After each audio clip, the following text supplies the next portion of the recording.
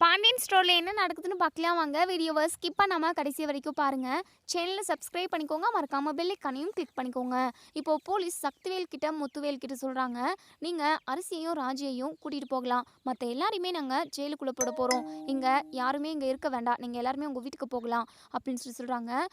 இங்கே நம்ம பாக்கியம் வந்து திருன்னு முழிச்சுக்கிட்டு இருக்காங்க. பாண்டியன் இங்கே பாக்கியத்தை பார்த்து முறைக்கிறாங்க. இவங்க குடும்பம் நல்ல குடும்பம்னு சொல்லிட்டு நம்ம பையனோட வாழ்க்கையும் கெடுத்தோம், அது மட்டும் இல்லாமல் நம்ம குடும்பத்தில் உள்ள எல்லாருமே இப்போ போலீஸ் ஸ்டேஷன் வந்து நிற்க வேண்டியதாக இருக்குது அப்படின்னு சொல்லிட்டு மனசுக்குள்ளேயே நினச்சி பயங்கர வைத்தறிச்சல் இருக்காங்க. இப்போ போலீஸ் பாக்கியத்துக்கிட்ட சொல்கிறாங்க, இங்கே பாருமா, நீங்கள் வாங்க கொஞ்சம் தூரம் அப்படின்னு சொல்லிட்டு இங்கே பாக்கியத்தை தனியாக கூட்டிகிட்டு போகிறாங்க. இங்கே பாருங்கள், உங்கள் பொண்ணு கண்டிப்பாக நாளைக்கு வந்தே ஆகணும், கோர்ட்டில் உங்கள் பொண்ணு இருந்தால் தான் கேஸே நடக்கும், உங்கள் பொண்ணு பாதிக்கப்பட்டவங்க, அதனால் அவங்க கம்பல்சரி வந்தாகணும் சொல்லிட்டோம் பார்த்துக்கோங்க அப்படின்னு சொல்லிட்டு இங்கே பாக்கியத்துக்கு படபடங்குது, அப்படியே கை கால்லாம் நடுங்குது. எங்கே மயிலு கோர்ட்டுக்கு வந்தா அப்படின்னா இந்த சரவணை எல்லார் முகத்தையும் பார்த்து உண்மை ஒளிரட்டானே என்ன பண்ணுறது, நம்ம இவங்க கிட்ட பேசி பார்க்கணும். மேடம், என் பொண்ணுக்கு உடம்பு ரொம்ப ரொம்ப முடியல, என் பொண்ணால் எந்திரிச்சு நடக்கக்கூட முடியல மேடம், அதனால் என் பொண்ணால் வர முடியாது, நானும் என் வீட்டுக்காரரும் வரமே அப்படின்னு சொல்லுவோம். என்னம்மா, என்ன நம்ம என்ன கொட்டாங்கச்சி விளையாடிக்கிட்டு இருக்கோம், நீங்கள் இப்போ என்ன சொன்னாலும் ஏற்றுக்கிறதுக்கு? இங்கே பாருங்கள், இது வாழ்க்கை, உங்கள் பொண்ணோட வாழ்க்கை, உங்கள் பொண்ணு தான் பாதிக்கப்பட்டவங்க, அவங்க வாயால் எல்லாத்தையுமே சொன்னாதாங்க ஜட்ஜுமே எல்லாத்தையுமே முடிவு பண்ணுவாங்க. தேவையில்லாமல் இப்படியெல்லாம் பேசிக்கிட்டு இருக்காதீங்க, உங்கள் பொண்ணை கூட்டிக்கிட்டு நாளைக்கு வர வழியாக பாருங்கள் அப்படின்னு சொல்லிட்டு போலீஸுமே போயிடுறாங்க. இங்கே மாணிக்கம் இருந்துட்டு, பாக்கியம் இப்போ என்ன பண்ண போகிற, மயில் பயத்துலேயும் பதட்டத்துலேயும் எல்லா உண்மையுமே உடச்சிருவா, கண்டிப்பாக வந்தா அப்படின்னா நம்ம சமாளிக்கிறது ரொம்ப கஷ்டமாக போகுமே பாக்கியம் அப்படின்னு சொல்லுவோம். பாக்கியம் இருந்துட்டு, யோ எப்படியாவது சமாளித்து தான் ஆகணும், இந்த குடும்பத்தை ஒரு வழிக்கு வர வச்சிடணுங்க, அது மட்டும் இல்லாமல் மயில் அந்த குடும்பத்தில் போய் சந்தோஷமாக வாழணும் அப்படின்னா நம்ம சமாளித்து தான் ஆகணும், போயிட்டு மயில்கிட்ட நம்ம தெளிவாக சொல்லிடணும், வாங்க நம்ம போகலாம், வீட்டுக்கு போகலாம் அப்படின்னு சொல்லிட்டு பாக்கியம் வந்து வீட்டுக்கு போகிறாங்க. மயில் அழுதுகிட்டே இருக்காங்க, என்ன நடந்துச்சோ ஏது நடந்துச்சோ அப்படின்னு சொல்லிட்டு. பாக்கியம் வந்ததுமே, அம்மா போலீஸ் ஸ்டேஷனில் என்னம்மா ஆச்சு, அவங்க எல்லாருமே வெளியே விட்டுட்டாங்களா அப்படின்னு சொல்லி கேட்கவும், அது எப்படி விடுவாங்க, அதான் நம்ம கேஸை போட்டு வச்சுருக்கோம்ல, சரிம்மா அங்கே என்னம்மா நடந்துச்சு அப்படின்னு சொல்லி கேட்கவும், அது வந்து மயில் நாளைக்கு கோர்ட்டுக்கு வர சொல்லியிருக்காங்க, கோர்ட்டில் எல்லாரையுமே கூட்டிகிட்டு போய் நிப்பாட்டுவாங்க, அவங்க நம்மக்கிட்ட மன்னிப்பு கேட்டு, ஏன் உன் காலில் விழுந்து மன்னிப்பு கேட்டுட்டு உன்னை கையோடு அவங்க வீட்டுக்கு கூட்டிகிட்டு போக போகிறாங்க, நீ கவலைப்படாத மயில் அப்படின்னு சொல்லிட்டு. என்னம்மா சொல்கிற, நீ சொல்கிறதெல்லாம் நடக்குமா? ஆமாம் மயில், அதுக்காக தானே இந்த அம்மா இவ்வளோ போராடிக்கிட்டு இருக்கேன், உன் வாழ்க்கையை எப்பாடுபட்டாவது நான் காப்பாற்றிடுவேன் மயில், நாளைக்கு எல்லாருமே கோர்ட்டுக்கு போகணும்னு சொல்லியிருக்காங்க, முக்கியமாக உன்னையும் வர சொல்லியிருக்காங்க, நீ அங்கே போயிட்டு உண்மையை உளறிட்ட அப்படின்னா போச்சு, உன் வாழ்க்கையே முடிஞ்சு போச்சு, நான் சொல்கிறத மட்டும்தான் நீ அங்கே சொல்லணும் அப்படின்னு சொல்லிட்டு ஒவ்வொன்றா கிளிப்பிள்ளைக்கு சொல்கிற மாதிரி ஒவ்வொரு வார்த்தையுமே இங்கே நம்ம மயில் மண்டைக்குள்ளே போகிற மாதிரி சொல்கிறாங்க. அந்த குடும்பம் என்ன வரதட்சணை கொடுமை பண்ணாங்க, அப்படி இப்படின்னு சொல்லிட்டு நம்ம கேஸை எல்லாத்தையுமே நல்லா ஸ்ட்ராங் ஆக்கணும், அப்போ தான் அவங்க நம்ம வழிக்கு வருவாங்க, நீ ரொம்ப ஸ்ட்ராங்காக இருக்கணும் மயில் அப்படின்னு சொல்கிறாங்க. அம்மா, நம்ம பண்ணிக்கிட்டு இருக்கிறது தப்புன்னு எனக்கு தோணிக்கிட்டே இருக்குமா அப்படின்னு சொல்லுவோம்.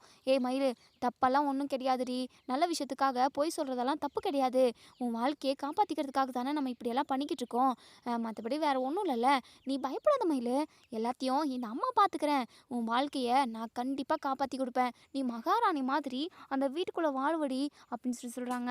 அம்மா, என்னமோ சொல்கிற, நீ சொல்கிறதெல்லாம் நடந்தால் நல்லா தான் இருக்கும், ஆனால் மாமாவுக்கும் என் அத்தை குடும்பத்தில் உள்ள எல்லாருக்கும் கோவம் அதிகமாகிடுச்சுன்னா என்னம்மா பண்ணுறது அப்படின்னு சொல்லிட்டு.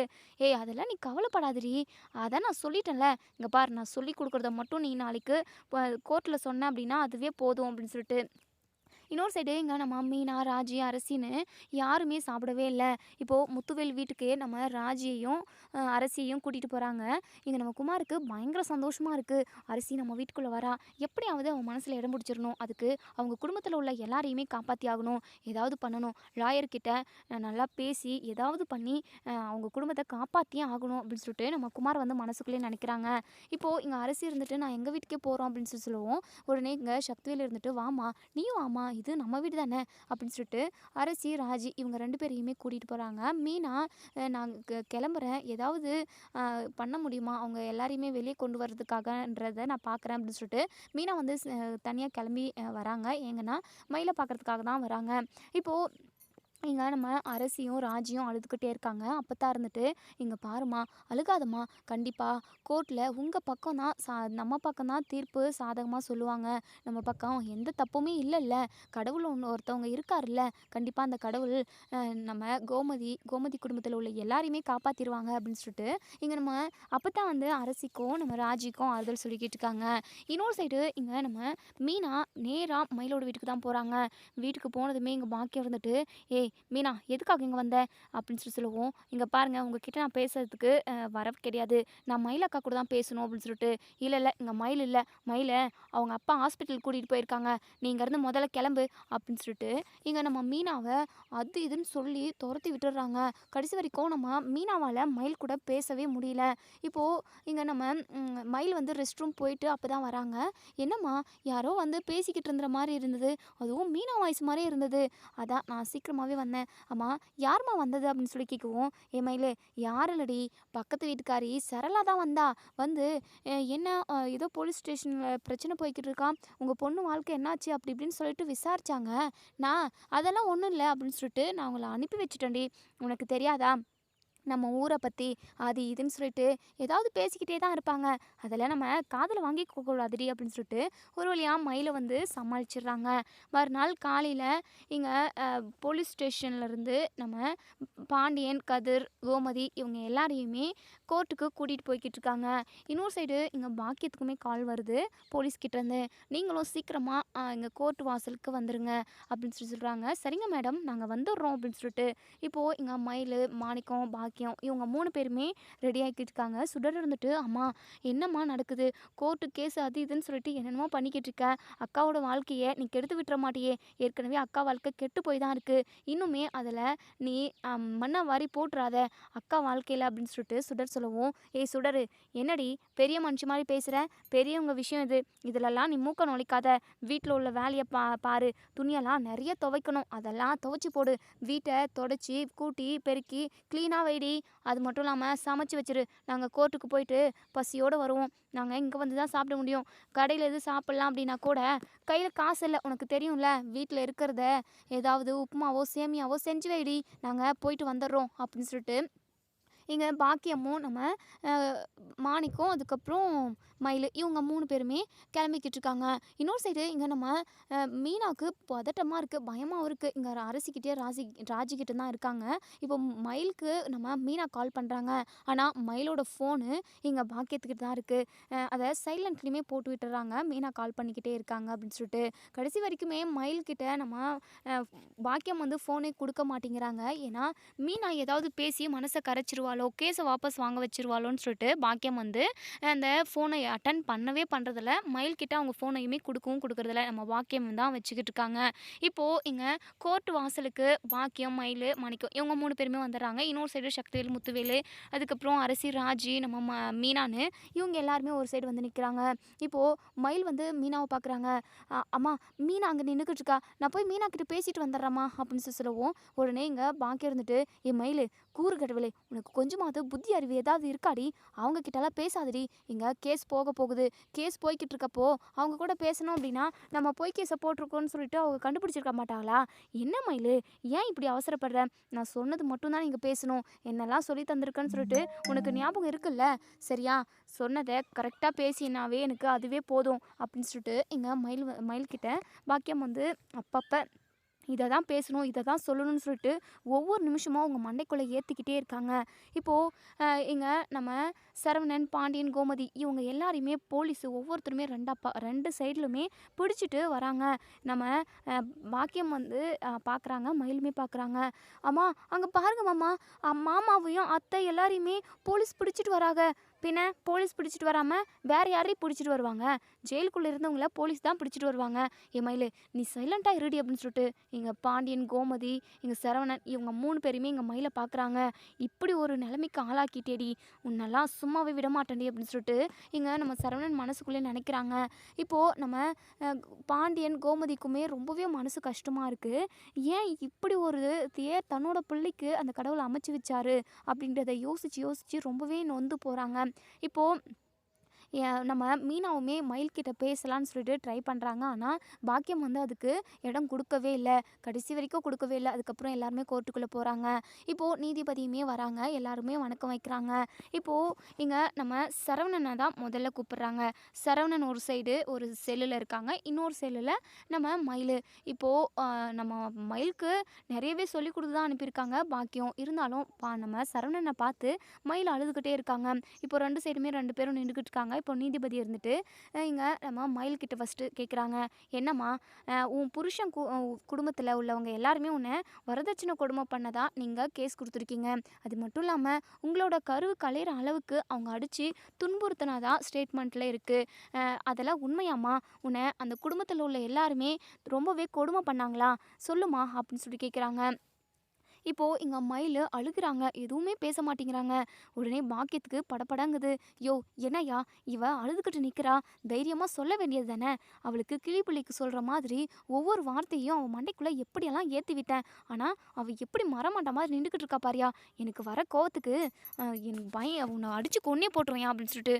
என்ன பாக்கியம், எனக்கு எதுக்கு அடிக்கிற? நானே ஒவ்வொரு நிமிஷம் பயந்துக்கிட்டு இருக்கேன். நம்ம எக்கச்சக்கமான பொய்யை சொல்லி அந்த குடும்பத்தில் மயிலை கல்யாணம் பண்ணி கொடுத்தோம். அது தெரிஞ்சு அவங்க எல்லாருமே சேர்ந்து மயிலை வீட்டை விட்டு போக சொல்லிட்டாங்க. அந்த குடும்பத்தில் உள்ள எல்லாருமே மயிலை ரொம்ப நல்லா தான் பார்த்துக்கிட்டாங்க. ஆனால் இப்போவும் திரும்பவும் நம்ம பொய் சொல்லியிருக்கோம், அவங்க மேலே பொய் கேஸ் போட்டிருக்கோம். நம்ம மேலே தான் தப்பு இருக்குன்னு தெரிஞ்சா போலீஸ் எல்லாருமே என்னை பிடிச்சி லாடம் கட்டுருவாங்களோன்னு சொல்லிட்டு நான் பயந்துக்கிட்டு இருக்கேன். நீ என்னடானா மயில் விஷயத்த சொல்லாததுக்கு என்ன அடிச்சிருன்னு சொல்கிற, கொலை பண்ணிடுவேன்னு சொல்கிற. என்ன பாக்கியம் இதெல்லாம்? யோ வாயை மூடிக்கிட்டு சும்மா உட்காரியா. உன்னை பார்த்தாலே கடுப்பாக இருக்குது. எல்லாமே உன்னால் ஸ்டார்ட் ஆனது தானே, உன்னை கல்யாணம் பண்ணிக்கிட்டதுனால தானே.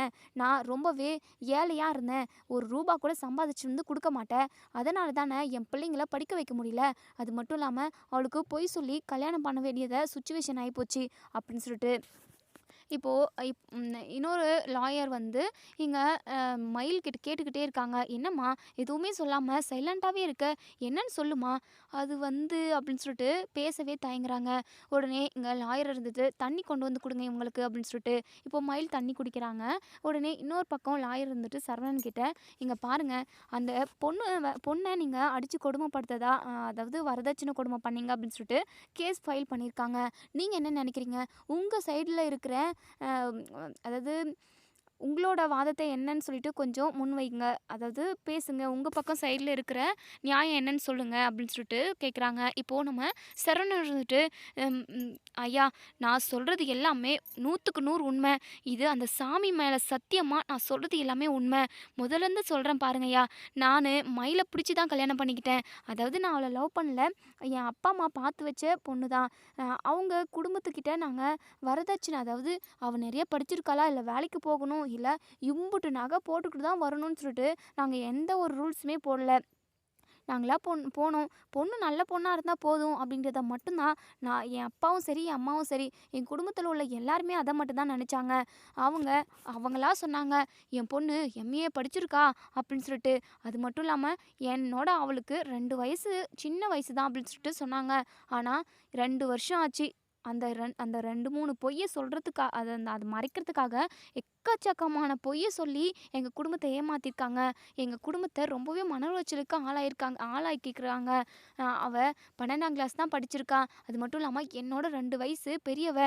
அது மட்டும் இல்லாமல் தான் ப்ரெக்னெண்ட்டாக இருக்கிறதா என் குடும்பத்துக்கிட்ட எல்லாருக்கிட்டையுமே பொய் சொல்லி ஏமாற்றிருக்கா. அது எல்லாத்தையுமே பண்ணிவிட்டு அது எவ்வளோ நல்லவங்க மாதிரி நடிக்கிறாங்க. அது மட்டும் இல்லாமல் என் அம்மாவும் சரி என் அப்பாவும் சரி மயிலை ரொம்பவே தங்க மாதிரி பார்த்துக்கிட்டாங்க. தலையில் தூக்கி வச்சு கொண்டாடிக்கிட்டு இருந்தாங்க. தன்னோட 3 மருமகளையுமே தன்னோட மகளாக தான் பார்த்தாங்க. என் அம்மாவும் என் அப்பாவும். என் அம்மா அப்பா மேலே இப்படி ஒரு கேஸை கொடுத்துருக்காங்க. சத்தியமாக இதை என்னால் ஏற்றுக்கவே முடியல. அது மட்டும் இல்லாமல் அவள் குழந்த விஷயத்தில் பொய் சொன்னதை என்னால் எப்போவுமே ஏற்றுக்கவே முடியாது. அவள் படிச்சிருக்கான்னு சொல்லிட்டு என் அப்பா, அவள் கௌரவமாக இருக்கணும், பெண் பிள்ளைங்க எப்போவுமே தைரியமாக இருக்கணும், வீட்லேயே முடங்கி கிடக்கக்கூடாது அப்படின்றதுக்காக அவள் வேலைக்கு அவளோட விருப்பம் என்னவோ அதை தான் பண்ண சொன்னாங்க. வேலைக்கு போகணும்னு சொல்லி சொன்னால் அதனால் டீச்சர் வேலை ரெக்வெஸ்ட் பண்ணி வாங்கி கொடுத்தாங்க. ஒருவேளை இவள் படிக்கலை அப்படிங்கிற விஷயம் அந்த பிரின்சிபலுக்கோ இல்லை மற்ற யாருக்காவது தெரிஞ்சிருந்தா எங்கள் அப்பாவோட நிலைமை என்னவாகுது? எல்லாரும் என் அப்பாவை பற்றி என்ன நினச்சிருப்பாங்க கண்டிப்பாக என் அப்பா ஃப்ராடு, பொய் சொல்லி இப்படி பொய்யா ஃபேக்கா சர்டிஃபிகேட் ரெடி பண்ணி இப்படி பண்ணிட்டாங்க அப்படின்னு சொல்லிட்டு என்னெல்லாம் பேசியிருப்பாங்க. என் அப்பாவை ஜெயிலில் போட்டிருக்க மாட்டாங்களா? இப்படி நிறைய வேலை பார்த்துருக்கா. இவ பண்ண வேலை எல்லாமே எக்கச்சக்கமான வேலைக. அது எல்லாமே எங்கள் குடும்பத்தை ரொம்பவே பாதிச்சிருச்சு. அவளை நாங்கள் கொடுமையே பண்ணல நீதிபதி ஐயா. உண்மையாகவே அவளை நாங்கள் கொடுமை பண்ணல. பண்ண கொடுமை எல்லாமே அவ தான். அவளால் தான் நாங்கள் எல்லாருமே ரொம்பவே பாதிக்கப்பட்டோம் அப்படின்னு சொல்லிட்டு ஒவ்வொரு நாள் லைனாக நம்ம சரவணன் அவங்க மனசில் உள்ள எல்லாத்தையுமே சொல்லிடுறாங்க. தன்னோட குடும்பத்து மேலே ஒரு தப்புமே இல்லை அப்படின்ற மாதிரி கட் அண்ட் ரைட்டாக கரெக்டாக எல்லாத்தையுமே சொல்லிடுறாங்க. அதுக்கப்புறம் இங்கே நம்ம நீதிபதி இருந்துட்டு, சரிப்பா நீ உன் பக்கம் இருக்கிற நியாயத்தை சொல்லிட்ட. ஆனால் அந்த பொண்ணு வாயவே திறக்க மாட்டேங்குது.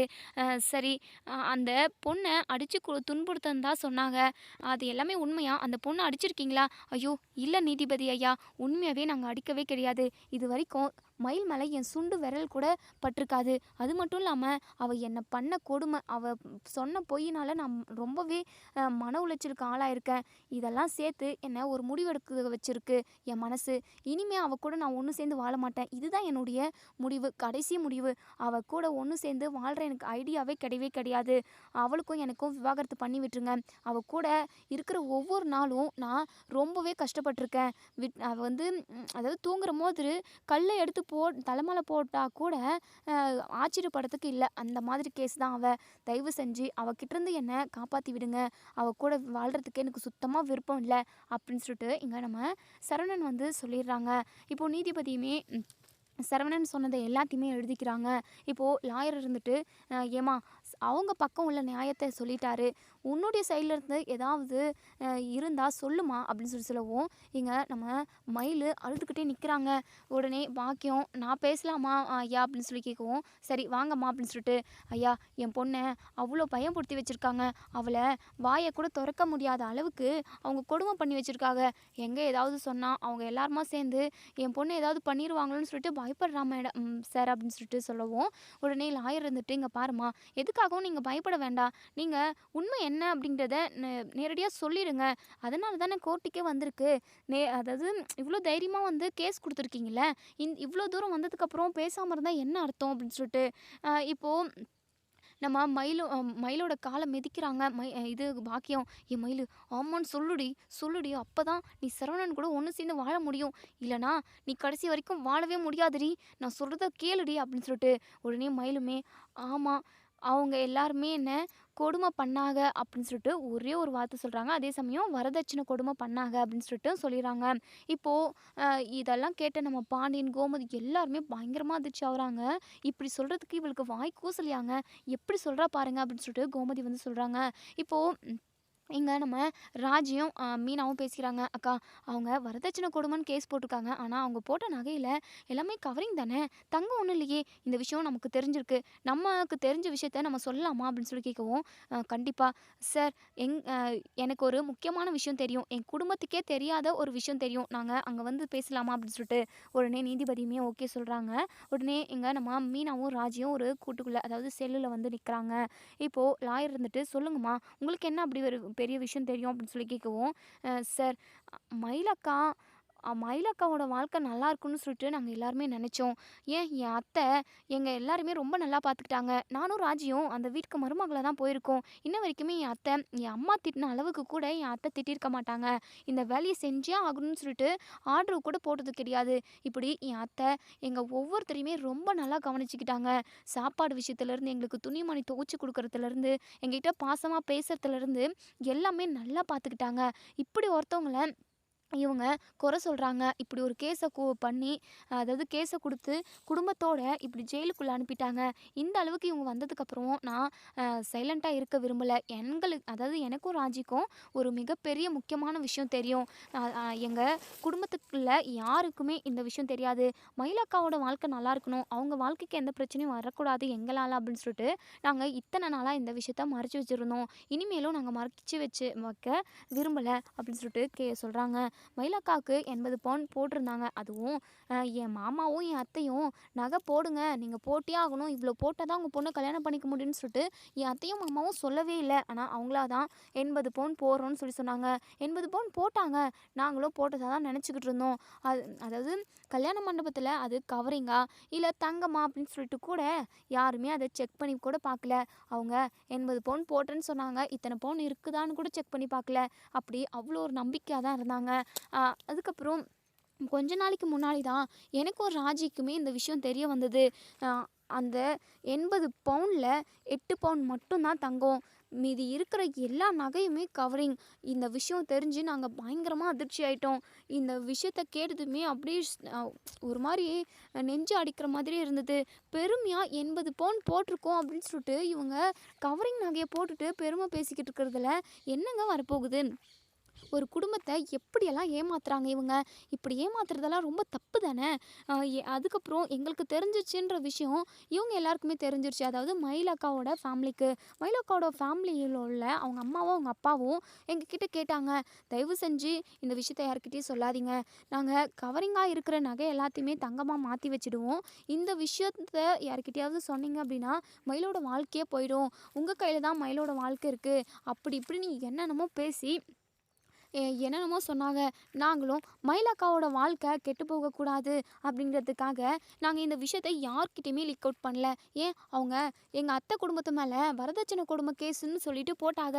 அப்போ கூட எனக்கு சொல்லணும்னு தான் தோணுச்சு. ஆனால் இந்த பிரச்சனை முடிஞ்சிருமோ அப்படின்னு சொல்லிட்டு தான் நான் யோசித்தேன். ஆனால் முடிகிற மாதிரி தெரியல. என் அத்தை குடும்பம் தப்பு பண்ணாதவங்க தண்டனை அனுபவிக்கவே கூடாது, அதனால தான் இந்த விஷயத்த சொல்கிறேன் அப்படின்னு சொல்கிறாங்க. உடனே இங்கே நம்ம மயில் பயங்கரமாக அழுகுறாங்க. முடிஞ்சு போச்சு, எல்லாமே போச்சு அப்படின்னு சொல்லிட்டு. இங்கே பாக்கி இருந்துட்டு நான் கொஞ்ச நேரம் பேசலாமா அப்படின்னு சொல்லிட்டு உடனே இவங்க சொல்கிறதெல்லாம் போய் நான் போட்ட தங்கம் எல்லாமே தங்கம் தான் அப்படி இப்படின்னு சொல்லிட்டு இங்கே பாக்கியம் சொல்லவும் உடனே இங்கே மயிலுக்கு ரொம்பவே கோவம் வந்து ஆக்ரோஷமாக, போதும் நிறுத்துமா, நீ சொன்ன பொய்யெல்லாம் போதும், மாமா என் கூட வாழவே மாட்டேன், எனக்கு விவாகரத்து வாங்கி கொடுத்துருங்க அப்படின்னு சொல்லிட்டு அங்கே நீதிபதி ஐயா கிட்ட சொல்லிட்டாங்க. இதுக்கப்புறமும் நீ ஏமா நடிக்கிற, இதுக்கப்புறம் நீ நடித்து அவங்க எல்லாரையுமே ஜெயிலுக்குள்ளே போட்டு அதுக்கப்புறம் அவர் என் கூட ஒன்று சேர்ந்து வாழுவாருன்னு சொல்லிட்டு நீ நினைக்கிறியாம்மா? இதுக்கப்புறம் அது நடக்காது. அதான் ஒட்டு மொத்தமாக என் வாழ்க்கையை முடிச்சிட்டியே, இதுக்கப்புறமும் பொய் சொல்லி எதுக்காகமா நம்ம டைமை வேஸ்ட் பண்ணுறதோன்றதை விட அந்த குடும்பத்தை நம்ம நோக்கடிச்சது போதும். நீதிபதி ஐயா, நான் எல்லா உண்மையுமே சொல்லிடுறேன் அப்படின்னு சொல்லிட்டு பாக்கி இருந்துட்டு, கூறுகட்டவளி, என்னடி பண்ணிக்கிட்டு இருக்க, கொஞ்ச நேரம் பேசாமல் இருமையிலே. அம்மா போதுமா, என் வாழ்க்கை சரியாகாமல் நான் வாழா வெட்டியாகவே போயிட்டேன் அப்படின்னா கூட சரி, போதும், எனக்கு போதும், பட்டதெல்லாம் போதும், இனிமேலும் நான் இதெல்லாம் பார்த்துக்கிட்டு சும்மா இருக்க முடியாது. பாவம் மாமாவும் அத்தையும் சரவணன் மாமாவும் இவங்க எல்லாருமே பாவம், தப்பு பண்ணாதவங்க தண்டனை அனுபவிக்கக்கூடாது அப்படின்னு சொல்லிட்டு உடனே எங்கள் லாயர் இருந்துட்டு, சொல்லுமா, ஏதோ நீ சொல்ல வரணும்னு நினைக்கிற. ஆமாம் சார், எங்கள் அத்தை குடும்பத்து மேலே எந்த தப்புமே இல்லை, அவங்க எல்லாருமே ரொம்ப ரொம்ப நல்லவங்க, அவங்கள மாதிரி யாருமே தன்னோட மருமகளை பார்த்துக்கவே மாட்டாங்க. ஏன் டிவி சீரியல் நேரில் உலகத்தில் எங்கேயுமே இப்படி ஒன்று நடக்காது. எல்லா இடத்துலையுமே மாமியார் மருமக அப்படின்னாவே கொடுமை, அதுக்கப்புறம் 2 பேருக்கும் ஆகாது அப்படின்றதான் பேர் வந்திருக்கும். ஆனால் அந்த ஊர்லேயே என் அத்தையும் என் மாமனாரும் பேர் போனவங்க, மருமகளை இப்படி பார்த்துக்கிறாங்க அப்படி பார்த்துக்கிறாங்கன்னு சொல்லிட்டு யாரை கேட்டாலும் சொல்லுவாங்க. என்னையும் அப்படி தான் பார்த்துக்கிட்டாங்க, அவங்கள குறை சொல்கிறதுக்கு ஒரு வார்த்தை கூட இருக்காது, ஒரு செயலை கூட அவங்க அப்படி செஞ்சுருக்கவே மாட்டாங்க.